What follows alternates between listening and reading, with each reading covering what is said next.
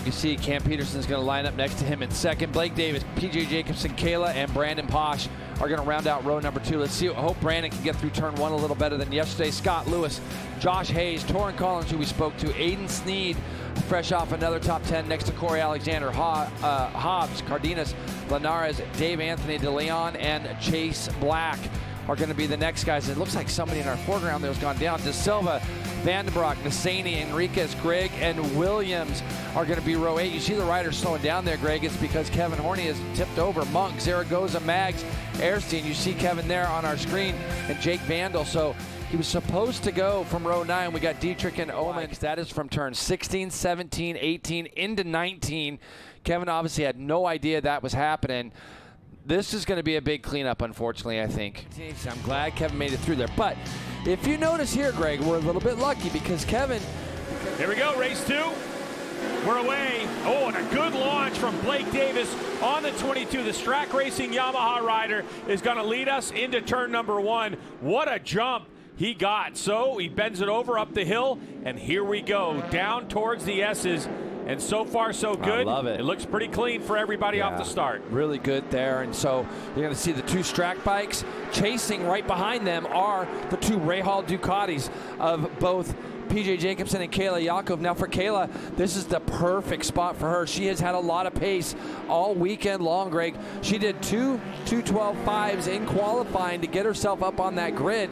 This is a good time for her to see what these leaders do at the beginning of a race. We've seen her set pace in Junior Cup. We've seen her in Twins Cup, and we've seen her just continue to mature in this class. Letting those guys get away ever so slightly, but this is still a good view for her to have early in this race. The Rahal Ducati with ex-Bell rider on the Panigale V2, Kayla Yakov, trying to stay in touch with the 3 up front, Jamie. Well, yesterday she was able to fight her way into a 5th place finish, but she really felt like after qualifying she had a lot more pace than that. She was frustrated because of the start of the race yesterday, and she had the wrong gearing in. She said she certainly didn't do herself any favors, but when I talked to her just before this restart of this race, she had a lot more confidence and a lot more momentum, hoping to stay with these front runners early on. Boy, Greg, did I just love what I saw from PJ Jacobsen, getting it in there tight, going past both those Strack bikes, only to have that returned. Again. Yeah, he's tight again, and he's trying to get past Blake Davis here. So it's going to be interesting to see how these guys go. He wanted to slip back up underneath Blake into turn 15, wasn't able to do it. Now Ty Scott also had got by Kayla, so it's rough at the front right now. Everybody wants to get to the lead. Look how careful everybody's being. You see the dry sweep that was laid down, but for PJ Jacobsen, he took a shot early, got that Ducati stopped, turned, and out, but Blake was able to get through him in the next turn. So the Strack Yamahas are going to 1-2. I talked to Blake Davis before this race, and the 22, he said, there are no team orders in Strack Racing. I am out to win this race, and he's going to let his teammate do whatever he wants to do, but he's up for a fight, is Blake Davis. Here comes the 15 of PJ Jacobsen. He's going to go tighter line up the hill. He's going to take over the lead. PJ dirt track style. What an outbreaking maneuver by him. Great job by the 15 to take over the lead for the moment. And look, Greg, it's an 8-lap sprint. Nobody's concerned about tires, heat, any of that. As you see again, these 2 guys are so close. Blake Davis and PJ Jacobsen leaning on each other. Where there's only a spot for 1 bike, they made spot for 2. Is right behind Yakov, and the 45 looks like he's going up the inside and is going to make a double pass because he got around Vision Wheel M4X Star Suzuki's Ty Scott. So Cameron Peterson got by for a moment. Ty Scott on that 40th anniversary livery of the GSXR is able to hold on to 4th for the moment, but impressive by Cameron Peterson, who is hurting. Adrenaline's a funny thing, Greg. It's the best drug you have. As you see, PJ's going to lead them down into turn number 12. PJ, at this point of the championship, there's a lot to lose, but also nothing to lose. Look at Blake Davis just rolling around the outside of PJ Jacobsen. PJ being a little careful over that dry sweep, and the 22 of Blake Davis just rolled right around the outside of him.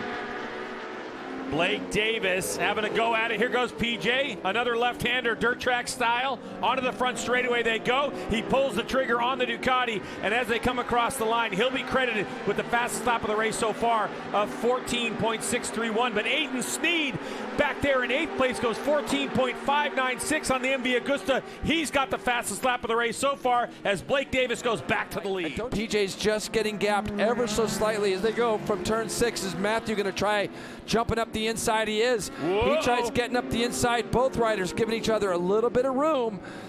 But now they're letting Blake Davis start to get away. I believe you saw Blake Davis earlier on in the paddock as you were walking through. What did he stop and tell you? He said, I'm out to win, and he said, I don't have team orders. Now, the situation, Jay, is Matthew Skoltz qualified as he goes into second place, a 2:11.7. We're at the 2:14s mark right now. So with that dry sweep on the racetrack, it has slowed the laps down by about 2.5 seconds off of what the race pace is. So as these riders continue to figure this out with 5.5 laps to go, we expect to see these lap times continue to drop. Yeah, there goes Ty Scott. Ty Scott looking for some room. He's in deep, but he's got to take over third as he goes side by side with your championship leader. So the number 70 of Ty Scott on that Vision Wheel M4 X-Star Suzuki into third spot. I spoke with him before the race. Oh, and down goes Blake Davis. Blake Davis goes down right in front as he's leading his way around. Greg, boy, you called that quickly, too. So Blake Davis off. Here you go, Greg, and look back. Blake Davis loses the rear and gets high-sided off the inside of the motorcycle. So that's just picking up the throttle ever so slightly, Greg, as you're going to get a reaction here from the Strat crew as they look at their guy. Again, look at this battle we got at the front, Greg.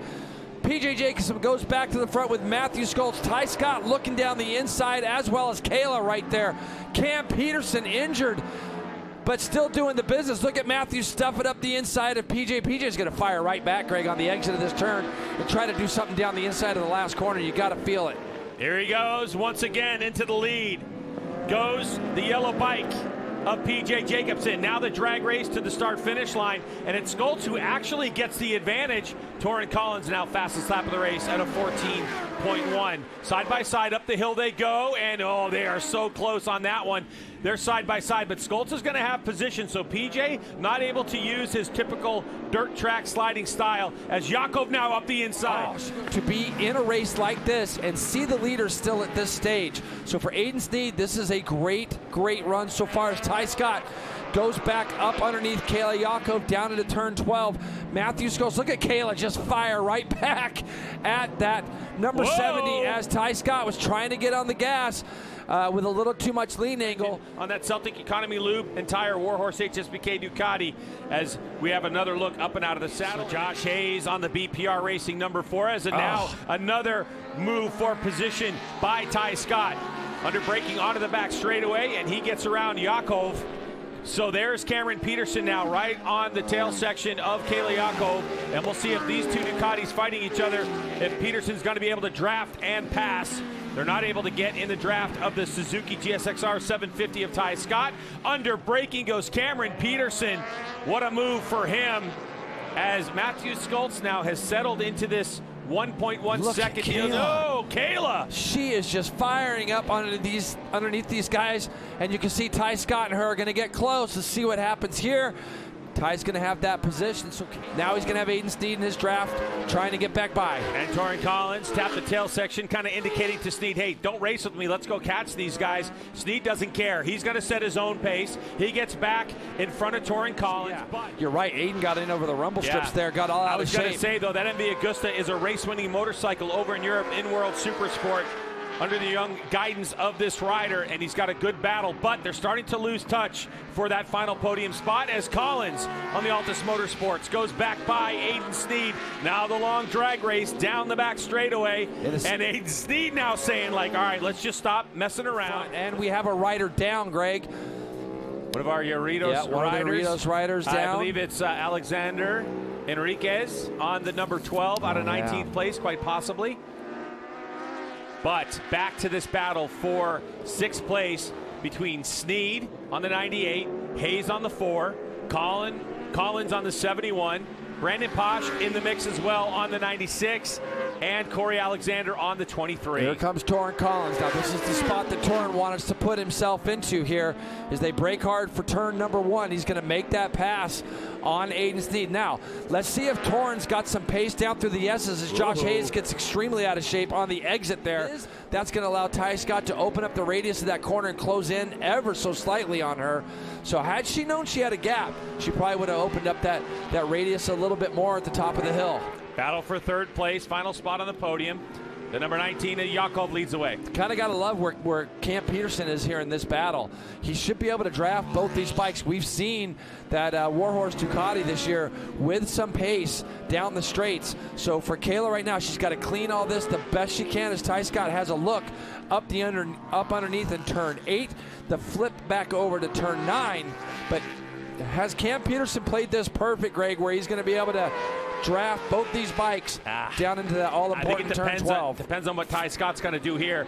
No, is Cameron Peterson going to try to steal a position from Ty Scott? So a good move there. Now it's all about Kayla's drive. If she gets a good drive and Cam Peterson able to get in the tuck behind her, he might have a good opportunity here to take position as we get to the back end of the back straightaway. But look at the Suzuki GSX-R 750 looking for real estate. Everyone trying to get around. Who's going to have position? Kayla gets hung out to dry, but she's going to go hard on the brakes as Ty Scott gets the position. Oh, and nearly they touch at the apex. But look at the bike control all three of these riders have. Kayla's going to just go straight to the apex. She's not going to be able to make it. Now watch Ty through here. He's going to hold it tight on the exit here, and he's going to move all the way over to the left. He's not going to allow anybody to sneak up the inside of him here, Greg. But we know the one thing Kayla has is its speed through 16, 17.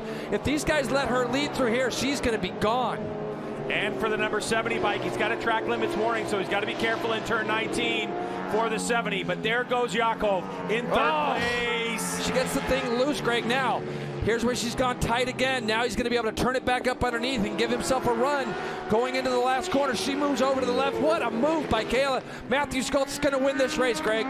Good job for Matthew Schultz and a win, and now the run. And Kayla's way out wide. What happened to Ty Scott? There he is as we come to the line. Cameron Peterson, injured and everything, but here comes that run for 6th place, and it will go to Aiden Sneed ahead of Torrin Collins, Brandon Posh, Josh Hayes in 9th, and Corey Alexander in 10th. Woo!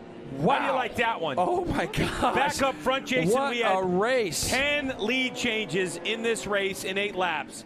And it was all about Matthew Schultz. Once he was able to shake his competition, he just set fastest lap after fastest lap.